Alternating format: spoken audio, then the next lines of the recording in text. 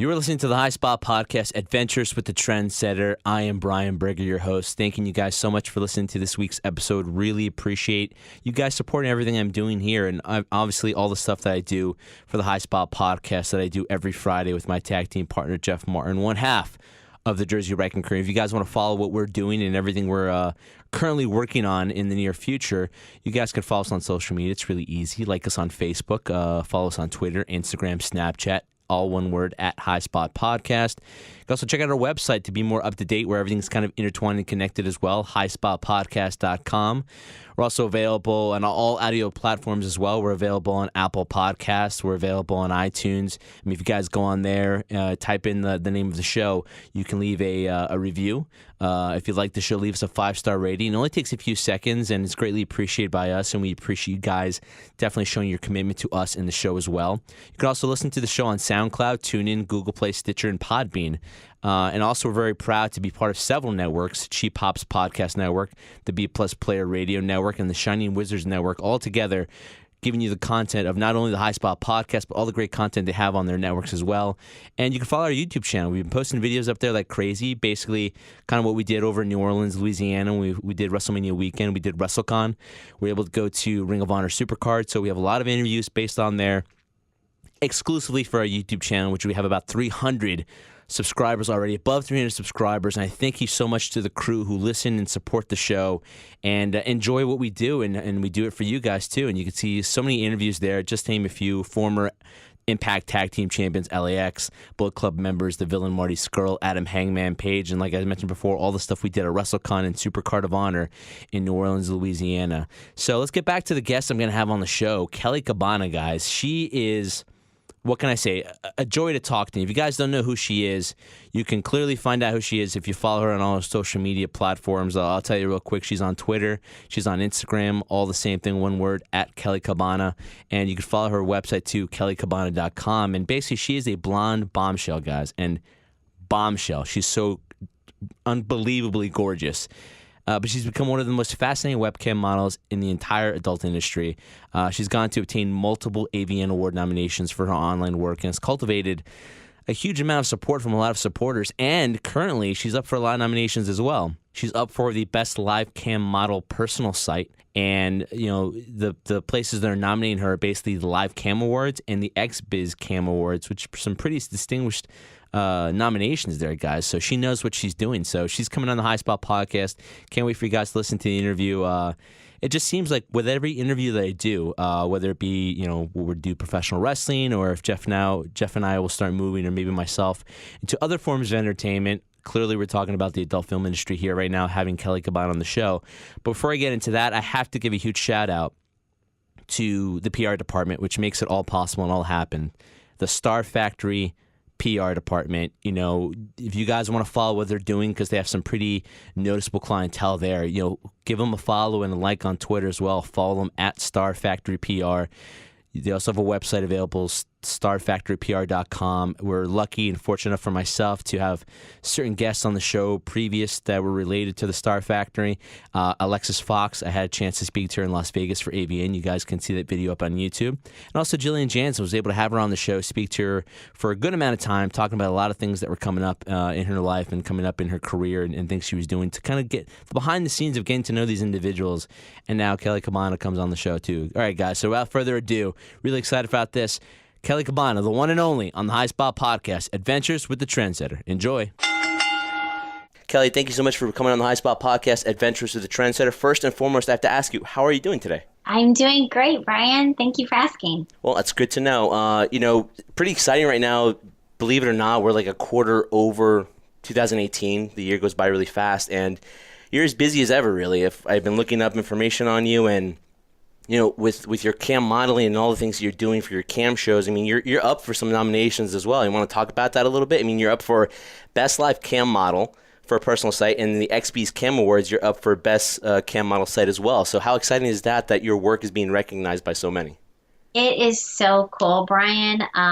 You know, it's exciting. It's really honestly such an honor whenever I receive a nomination, because there's so many people in this industry So to get recognized is pretty cool. You almost feel like you've already won because of the nomination.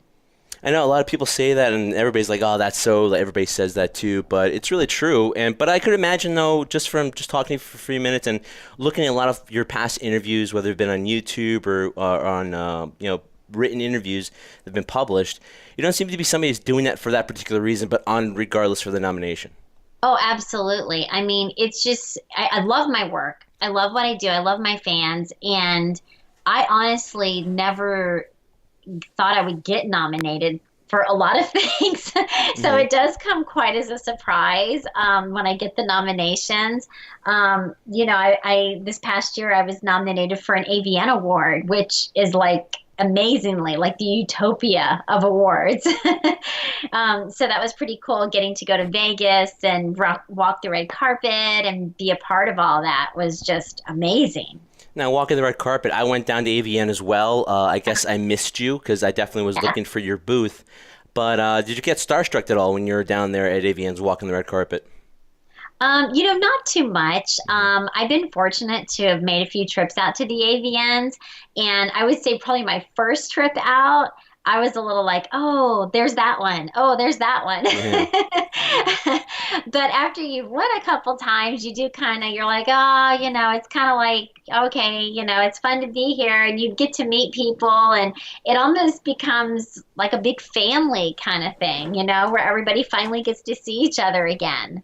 Yeah, that's the kind of feeling I got too when I was down there, that it was more of a family atmosphere in a way. Believe it or not, guys, I'm talking about AVN here, but amongst the talent too, like a lot of people, kind of like a high school reunion, not seeing each other for a very long time, but also a little camaraderie too between the fans and the talent too. Did you notice that as well? I totally did. Yes, absolutely. The fans are so amazing because they're so faithful. They come out, they're always there. They really support who they believe in, who their idol or fan or whatever it is. They're totally into that actor or actress that's, working. And it's so cool to see all that. Now, you talked about how like it wasn't your first time you've been to the AVNs, and it seems like you get kind of used to it, become kind of comfortable with it.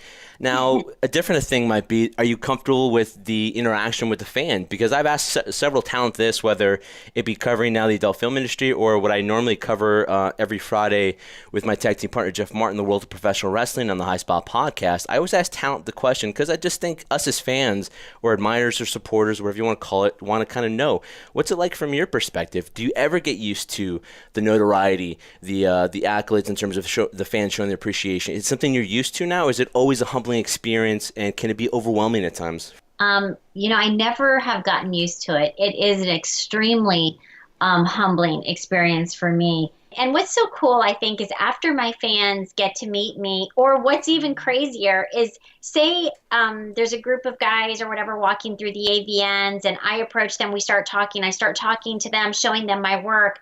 They become a fan. I have actually gotten fans just from being at the shows and being so friendly. So if you come up and approach me, I love meeting people. I love meeting the fans and just interacting with them. It's such a cool and humbling. It's not really overwhelming.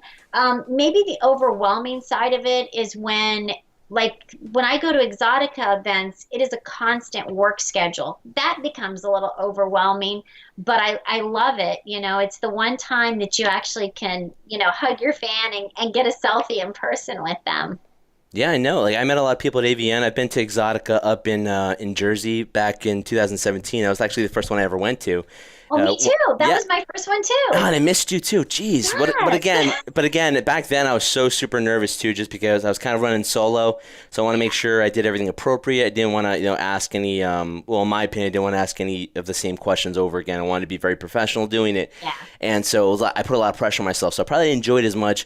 This year around, when it comes back to Addison, I'll probably enjoy it a little bit more. I definitely had a great time at AVN. But again, what I've noticed too is that, you have a lot of people that talk to their favorites, like yourself, for example. And, a lot of people are very intimidated. How do you get that intimidated fan that wants to come up to you and talk to you? How do you calm them down and settle them so their nerves aren't overtaking them?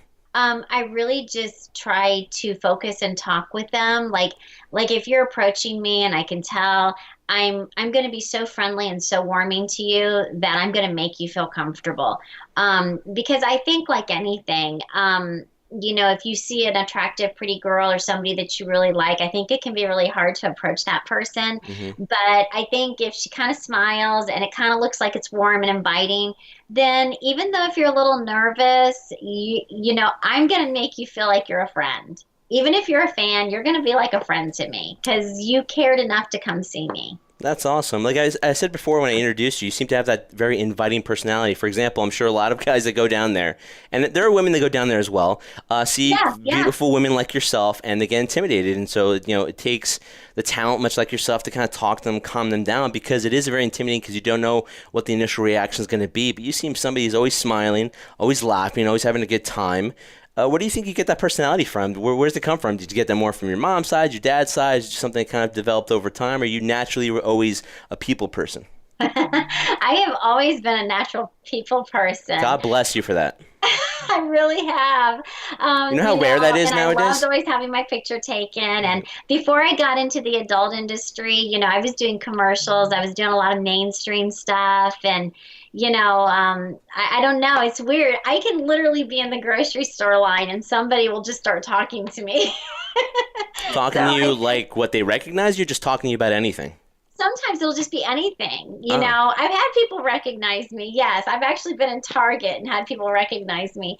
But, like I'll just be going through the grocery line, Hmm. regular day, and people, and I think it's just maybe I've had people say, you give off this aura, like it's I don't know, like it's a calming, nice aura that you give off. So I'm like, oh, that's super sweet. I like that. I'll take that. Yeah, why wouldn't you? Because it's such a, like I was saying before, like it's such a rare thing to find nowadays. Where I feel sometimes the line of communication. Like God bless technology for the fact that if I want to conduct this interview with you, I'd have to fly down to Los Angeles where you are and do it. Which hey, I wouldn't mind doing, but thanks to this, we're able to communicate back and forth easily. But also, I think sometimes the downfall is because there's so much technology, the art of the Yeah. conversation has kind of died. Wouldn't you agree? I totally, totally agree with you on that. Yeah, I think people don't socialize with each other enough and spend enough time just having that communication. I know I'm guilty of it. I'm constantly on my phone. Oh, I'm we all are. constantly, Yeah, we all are. you We're all know, on our phone. um, I yeah. go from work to work because I work in New York City, and I'm always seeing people walk with their head down, looking at their phone. They're just like obsessed with it. It is. You go to dinner, you go to lunch, and very rarely do you actually see somebody not using their telephone. At one point in time throughout the evening, you're going to grab your phone. Yeah, long are past the days where you and I, for example, if I wanted to talk to you, I call you on the phone, we have a conversation. Now everybody's like, just text me first before you call me, because That's right. they want to avoid the awkward moments where, like I said, most people just don't want to talk on the phone anymore. Kelly, something that I admire from all the talent, but it's particularly yours in terms of like all that you do. Now, every talent, I'm not going to take anything away. Every talent works their ass off to get where they Yeah. want to get, but you just seem to always have your time used up. You always make the best of the time you have available to you. Where do you get that work ethic from? Because that's something that's very inspiring to me. Me trying to build this up, just starting off the ground. Where do you get that work ethic from in terms of always wanting to be busy and doing something? I think honestly, I've been very fortunate to work with people along the way that have always instilled that great work value. That if you want to have something, you have to put a lot into it. It doesn't come easy. And like I've always heard somebody say, my overnight success was 7 years in the making, and that Yeah. is absolutely true. You don't just appear and seem like it just came here. You have to work hard, and I've watched so many success stories from other people, from music artists to people that are in film, and everything is always years go into something before you ever really see that great reward. So I've always been very patient with that. And for me, I feel like it really has paid off, because I remember when I first started this adventure and I'm like, wow, I can't believe I've gotten this far. It's pretty amazing. Yeah, what an adventure it is for you right now. You know, you say all that in terms of listening and reading about and watching success stories and kind of trying to maybe I guess implement a lot of that into what you've been doing. But also at that time, you being constantly always kind of on the go of doing your shows, and I could assume you travel a lot as well. How do you make the time? Because I've always been, for example, I've been doing this podcast for almost about 2 years now, but I've constantly been working ever since I was 18 years old. And I feel like I'm always kind of doing something. And only recently have I kind of come to the realization that maybe I have to take, not a step back, but maybe take that time out to enjoy things. Do you find yourself always kind of contemplating, do I need to set time for myself, my own private time to kind of relax and diffuse a little bit? That's a great question, because I would say, I do take a little bit of time for myself. Like I'll do like a weekend. I'll be like, okay, Saturday and Sunday, I'm going to do this. But what's funny is because people will say to me, well, do you shut down your social media? And I'm like, no, like I'm posting all day long. So it's not really a day off. Well, then you're not really, you haven't really stopped. And I'm like, shoot, you're right. I don't know. It's almost like I know nothing else. No, I'm in the same boat too. It's like it's the norm. Yeah. Whenever I have like at least a day or two where I'm really not doing anything, I'm not even checking my social media, not checking my emails, I begin to get anxiety. Does that same thing happen to you? Yeah. Me too. I'm like, oh my gosh, I've got to do something. Why aren't I working? Why aren't I doing anything? I don't know, because I feel like that is a part of your life until maybe you really feel like I've done enough, like I went far enough. Where for me, I still have so many goals of places I want to be that it's kind of like going to the gym and working out, it's like. You're never done. Exactly. Thank you. Yeah, you look in the mirror and you're always like, there's always something more I can work on and some more I can do. Absolutely. And I can only speak for myself, but I was wondering, maybe you think the same way too. Are you your harshest critic? I'm my worst critic. Exactly, right? Like I could say, for example, oh, Kelly, you're amazing, everything you do is great, but if you find that one thing, you kind of, I wouldn't say nitpick on it, but it's always kind of on your mind, right? Absolutely. I am my worst critic. I totally am. And it's just because I feel like in anything and everything, you can always grow. You can always be better. There's always another level to get to. And maybe that also is why I keep working. I keep doing what I'm doing, But the difference is, though, I mean, you really love what you do. So in a sense, you're always working, but it's something you're very passionate about. So in a way, it's probably not work in the sense that, yes, you're doing these long hours, you're always running around doing stuff, but at the same time, at least you're passionate about what you do, as opposed to most people are constantly working and they're miserable.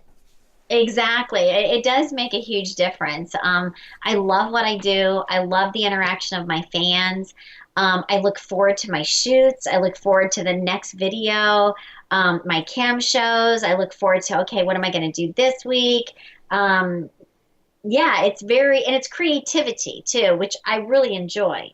Oh yeah, me too. I get bored very easily if I'm doing the same thing over and over again. So I want that outlet, which I'm sure doing your cam shows and on your website, kellycabbana.com, guys, check it out. You do a lot of shows very consistently and frequently. Two questions for you, Kelly, when it comes to that. I've just recently become aware of all these campsites that are out there. I knew it existed, but I didn't know to what extent. I checked a couple out to see what it was all about, and it's basically somebody doing a show for a lot of people. You get tipped and things like that for certain websites, and it all leads up to an ultimate show where like there are goals to be reached, and ultimately the whole goal is for you to be completely naked.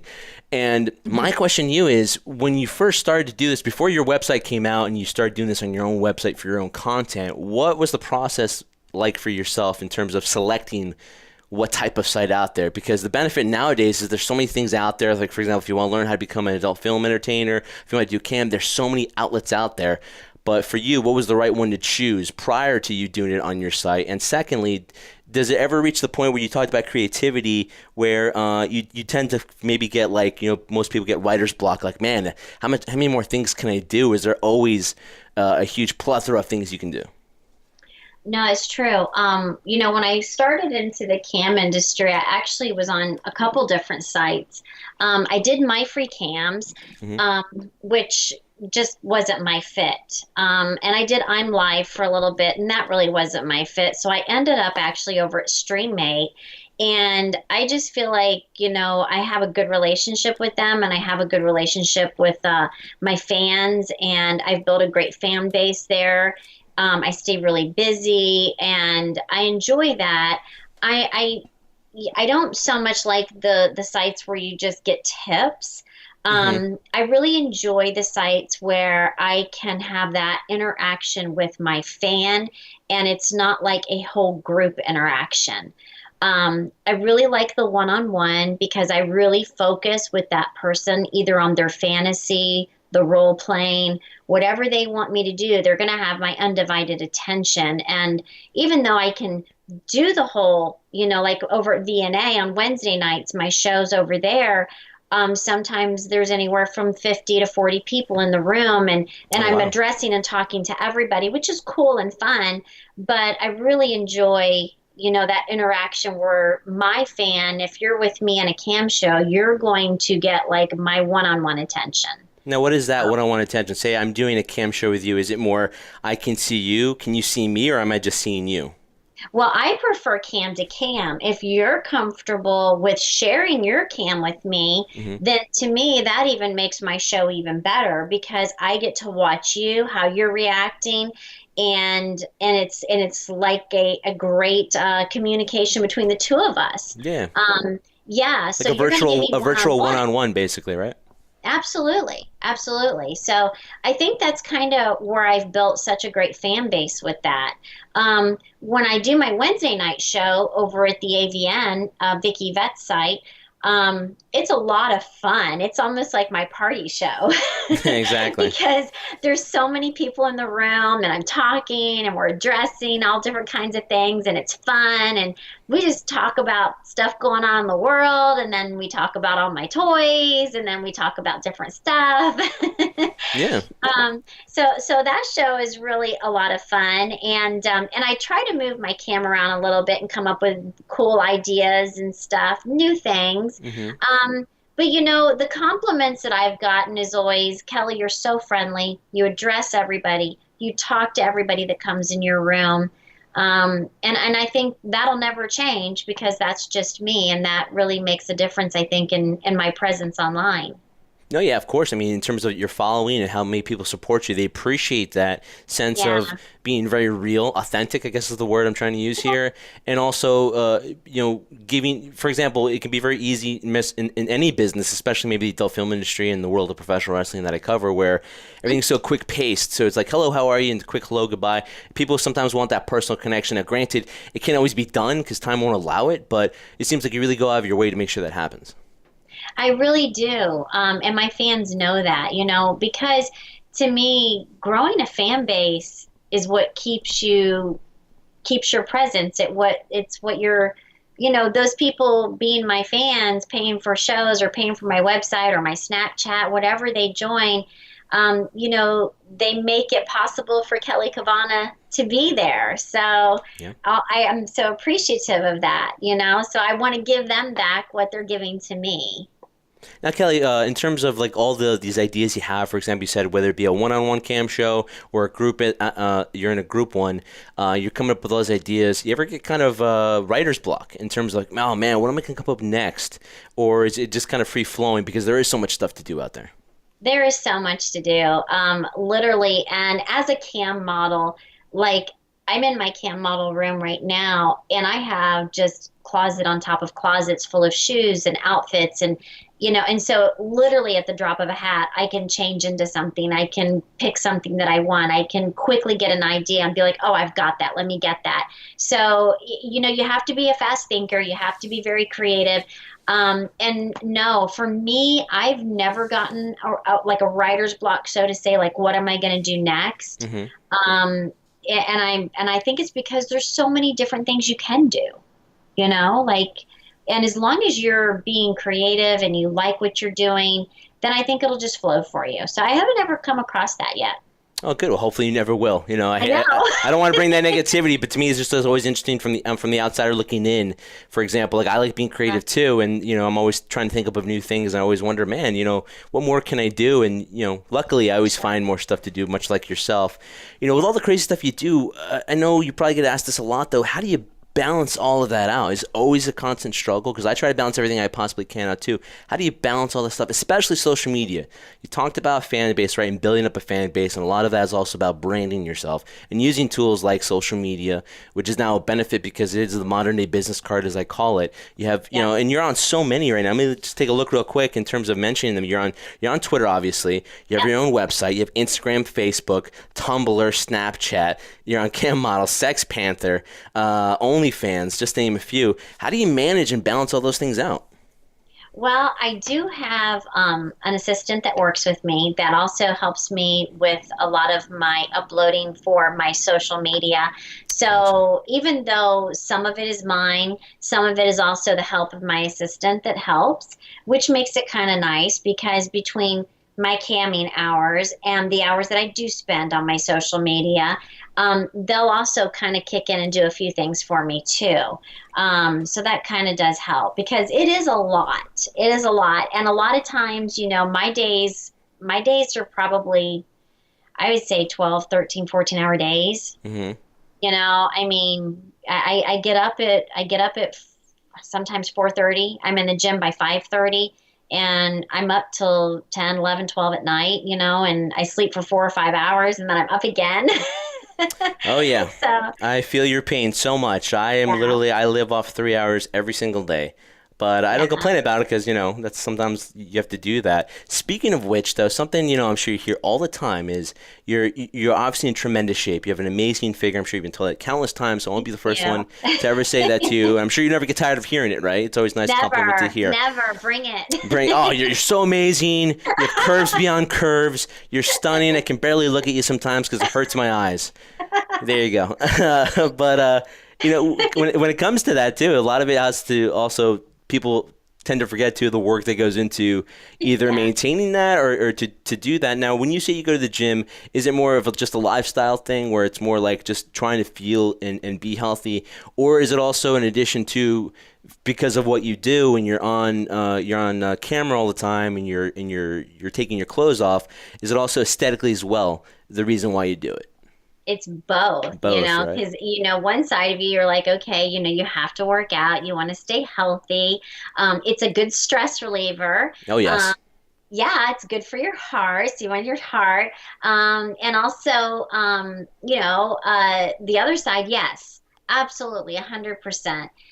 You know, I see every inch of my body all the time because I'm online or I'm filming. And so I know every inch of my body. So yeah, I'll be like, I have to work out. And I have a trainer. So I spend 3 days with him and then I spend another 3 days by myself.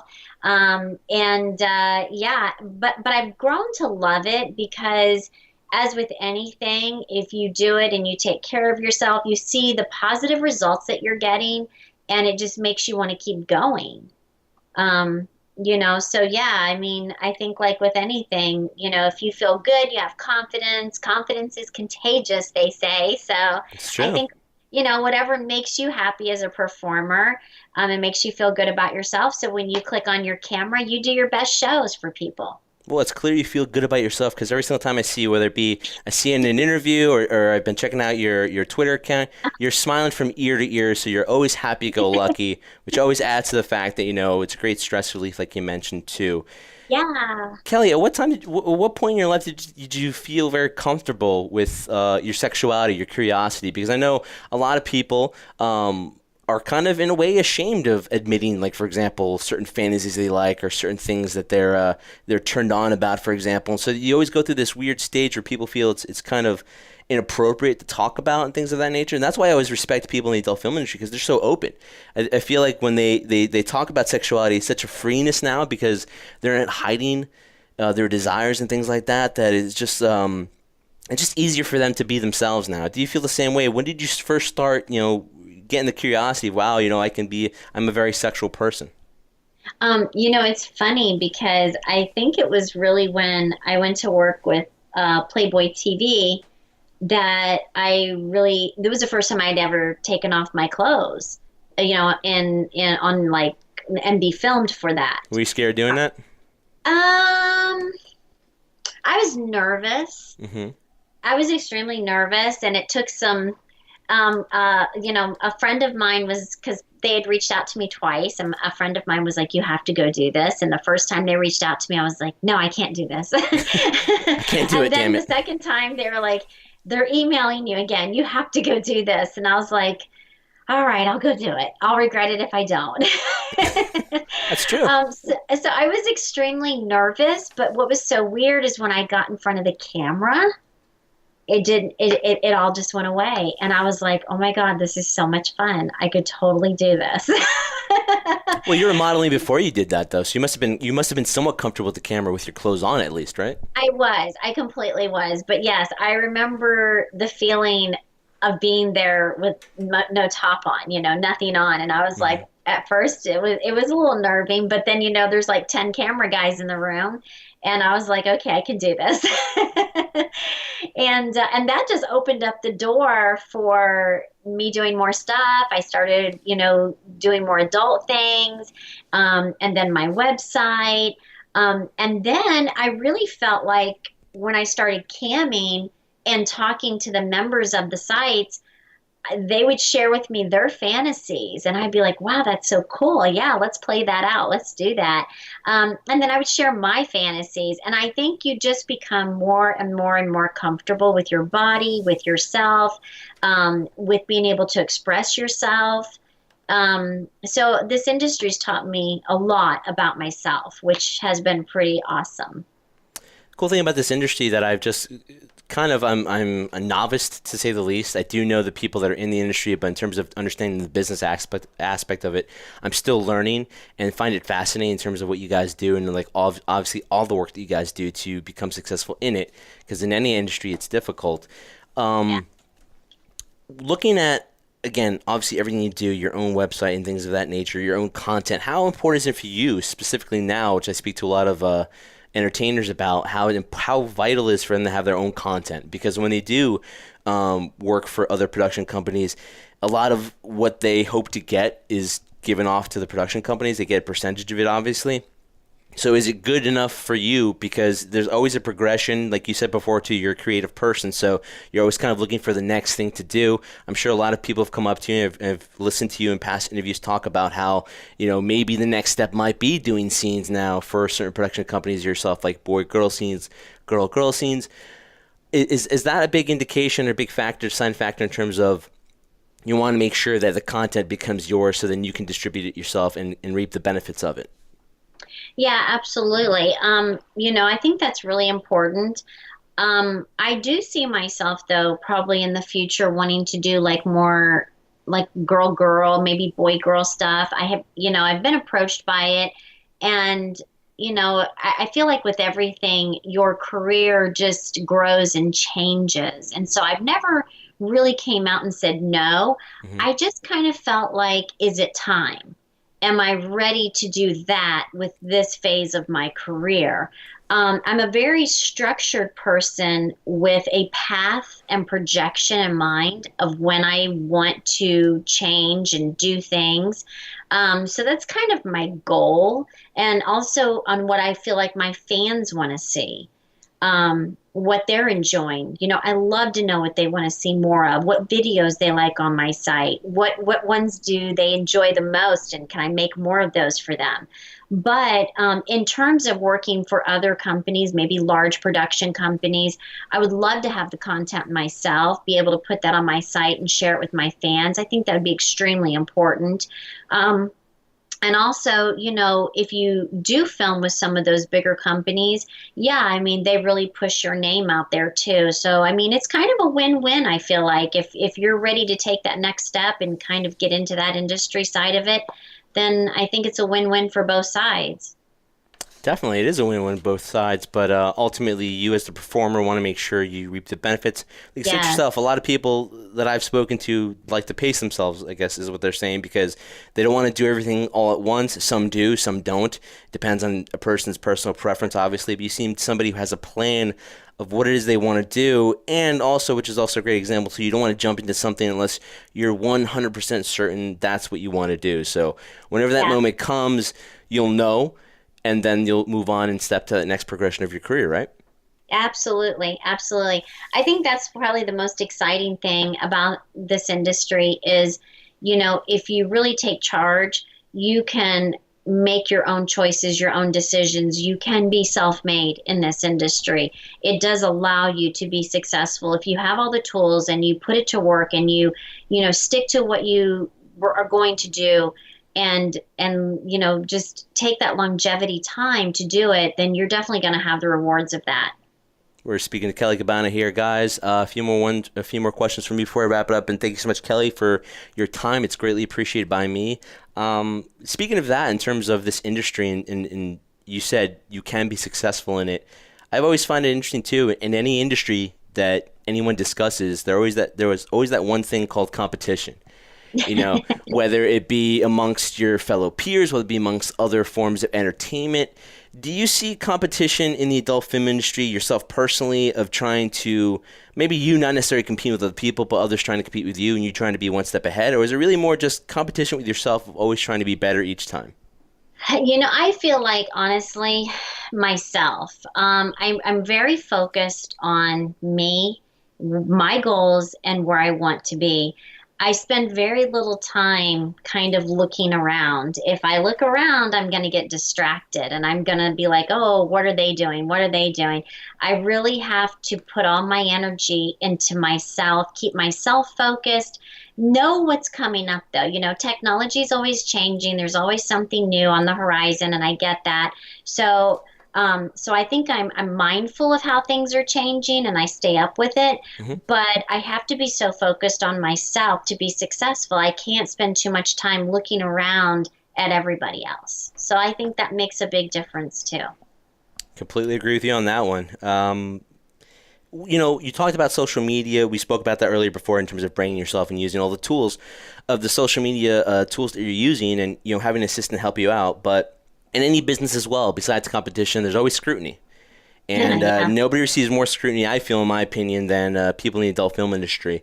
For yourself personally, you have such an upbeat personality. You seem so happy, like I said, smiling from ear to ear. It's easy to project that on somebody else, but for yourself personally, how do you ignore all that stuff? How do you allow all that negativity that you hear to kind of put it to the side, or if you can put it to the side? And, is it more, do you have an inner circle around you? Is it more of your own personal preference? It's easy for you to ignore it. What do you do, or how do you handle all that negativity and scrutiny that comes along with the adult film industry? Well, I have a great support system. I really do. I have some really close people that I work with in the industry that are just awesome. Second, for myself, yeah, I see the ugliness. I see the stuff on the internet, and I'm like, I'm not going to put too much energy into that person and what they're saying to take away from me. I look at this industry and I say, anyone who's in this industry, if you love what you're doing, it's your body, it's your time, do with it what you want. I don't like to judge people. And I know people are judgmental. I get that. But I really try not to feed that too much into my head, because I see this stuff on Twitter that come across and I'm like, oh man, that's really crappy, or I know that person. Why would they say something like that about that person? I'm like, that sucks. But I don't feed into it too much, and I'm not going to get caught up in it. I'm not going to get into your little Twitter war over whether or not this person or that person should be in the industry or what they're doing or all that stuff. I just think it takes energy to do that, and I am so focused on the success of myself that I can't entertain that. And it doesn't bring me down or affect me in a negative way, because I'm a free thinker, and I feel like everyone has a choice to make their life the best that they can make it, make their own choices, be happy. And life is good, and you can't let all that negativity into your world, because it will bring you down if you allow it. And you just can't. You cannot go there. I just won't. Say it, sister. Woo, say it. Preach it. I've been smiling this entire time you've been saying that, because I firmly believe that. Well, but the only reason why I ask is because, everybody has a bad day every once in a while. And so you might see that one Twitter comment and just catches you on a bad mood, and you're like, oh, you son of a bitch type of thing. But, no, but you seem to I handle it really well. I just don't give it much time. Even if it does hit me like that, Brian, I'll be like, really? Are you serious? Oh yeah, I mean, hey, I wouldn't want to see you when you're mad because you're so delightful now. I would never want to be that person or be around you when that happens. But like you said, you brush it off, which is great because some people unfortunately don't have it, where they're always constantly worried about what other people think about them, and it's not easy also to not care about what other people think. As long as you have your inner circle, that's great. Brian, I would tell anybody in this industry, don't go in this industry if you care what people think about you. Definitely, no, completely. Yeah, because I don't care what people think of me. I have no care for that. I have my true fans. They love me. They support me. Mhm. I have a great support system. You care about You know, them, yes, because the you know others what I you'll never mean? win over, basically. Exactly. So, you can't live your life constantly thinking, gosh, what do they think of me? Does it matter? Does it really matter? No. No. No, because you know all your supporters and your fans love you, so it doesn't matter regardless if you have some Exactly. haters there. Exactly. And if you didn't have a few haters along the way, then you're not doing something right, Oh is my what I God, think. I was about to say the same thing. Man, we are so on the same page right now. It's scary. I need to see you now eventually. Eventually, are you going to be doing the exotic events in Chicago? It's coming up, I know, Miami and Edison, New Jersey. Are you going to those events? I'm definitely going to the one in Miami. I'm also going to be at XBiz at the end of this month Mm-hmm. and CamCon. I'm going to be over there. I've been asked to come to the one in June at Exotica for Chicago. Yes, I think that's Chicago, I believe. Yes. Yeah, I Hmm. just have to check my calendar to make sure I can make it to that one. I enjoyed Edison. Edison was a lot of fun last year. So yeah, I think I will be coming back to that one. Awesome. I will definitely. I'll Yeah. be beelining to your booth, and I'm like, I gotta Awesome. find Kelley Cabbana. I gotta find her. Get out of my way, guys. Get out of my way. I need to find her. But That would be great. no, that'd be awesome to see you and do a little interview face to face. Absolutely. When it comes to those events like that for like AVN or Exotic, for example, how far in advance do you hear from them that they? I mean, is it the decision yours, or does Exotica reach out to you to want to come to those events? Well, typically what happens is there's booths, Yeah. and you can either rent your own booth if you want to just set up for yourself, or you can be asked to sign at booths.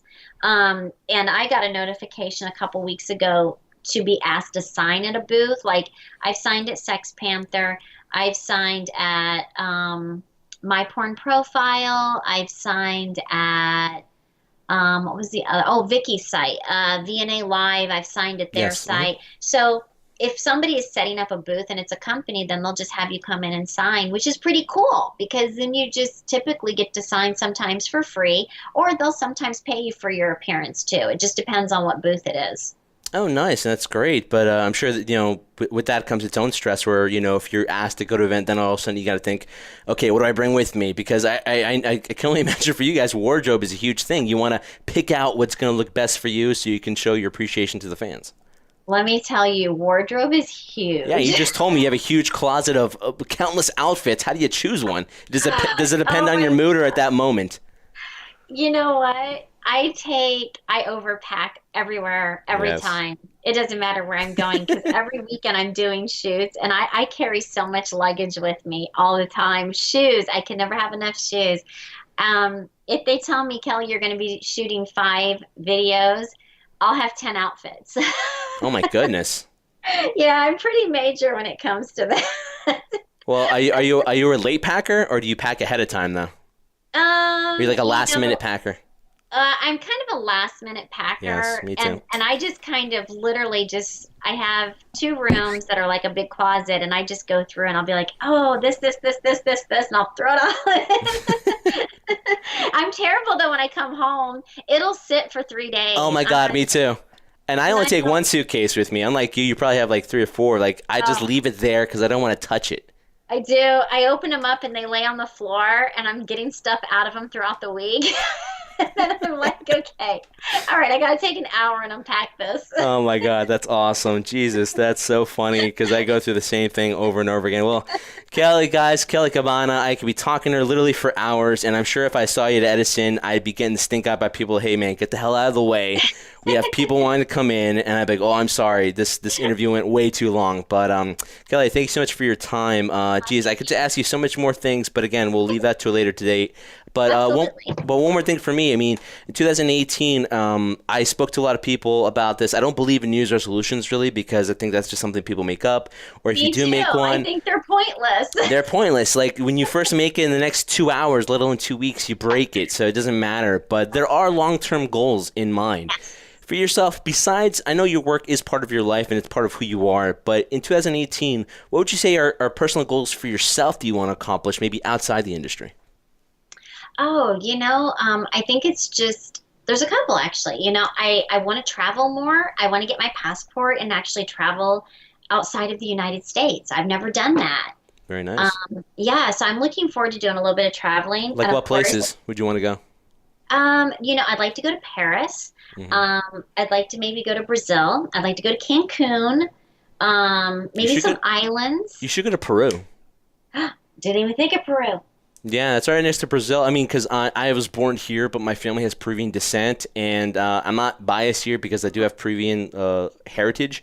But everybody tells me the food there is amazing, and it is. I have to say from personal experience, the food there is completely amazing. You have to have Peruvian cuisine once in your life. Oh my gosh, that sounds awesome. I'll have to try that. I'll have to put that on my list. So yeah, getting my passport is like a goal for this year. That's my goal, my travel goal. It's a must, exactly. And you could take your cam on the road and all these beautiful sights your fans will be able to see as well. They'll be able to join you. That's what I was thinking. You ever thought of doing a vlog? I know you do camming, but you ever thought about doing like a daily vlog and putting it up on YouTube? Like, this is my daily thing? Or it's just too much because right now you have so much like that you're doing currently? You know what? I do have a lot that I'm doing currently, but it's funny that you said that because a friend of mine who is a vlogger on YouTube literally said that to me 2 weeks ago. Because I think you have the great personality for it where like you're just like, for some people it's not easy for them to talk to the camera. You're very natural talking to the camera, very natural doing this interview. You're just a people person. So I'm sure a lot of people would enjoy sharing those journeys that you're doing, whether it be traveling, for example, and joining you on those flights when you go to Paris or Brazil and things like that. I think that's a great idea, and I think I may do that, Brian. When I get my passport and take my camera guy with me, I'll be like, hey, let's do this. I think that's a great idea. Yes, awesome. Yeah. You heard it here on the High Spot Podcast. You will eventually be doing that, eventually. But anything else besides travel? I have fitness goals. It's funny because like I bench pressed today 40 pounds, which was a big deal to me. Really? Well, it's good for you. Most women don't bench press at all. Yeah. So, well, my trainer is a male guy, and he's like majorly fit, like competition kind of guy. Yeah. And so he kind of puts me through a more of a harder workout where we do a lot of stuff with heavy weights, and it's funny because I think this year will be the year that I kind of, turn it up a notch and kind of do more of my weight training stuff. So I'm looking forward to that. Are you looking for a particular look, or is this more of just you want to take your body and see how far you can take it? I don't want to go too far on like a fitness girl model, like the girls that are like really shredded. I don't want to look like that because my fans really love my booty. My booty is a huge selling point. Yes, of course. Well, you can only build on it. How can you burn off your booty? I don't know. I don't want to do too much. I always tell my trainer that I can't. But I was thinking if you're doing squats, all you're going to do is just make it larger.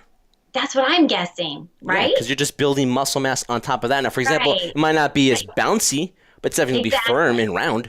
Yeah, exactly. So that's what I'll be doing. So, so I think it's just, again, I'm someone who, you can look in the mirror and say, wow, I look good, but I could look better. So, I'm always like, hey, let's, I always have those fun goals. It makes it to where if I have that goal, it makes it to where I want to get up and I want to be in the gym and I want to work out. If I'm just going kind of, hey, I look good, I'm happy with where I'm at, let me just do this, that's not good for me. And I'm not a super competitive person, but I'm competitive in myself.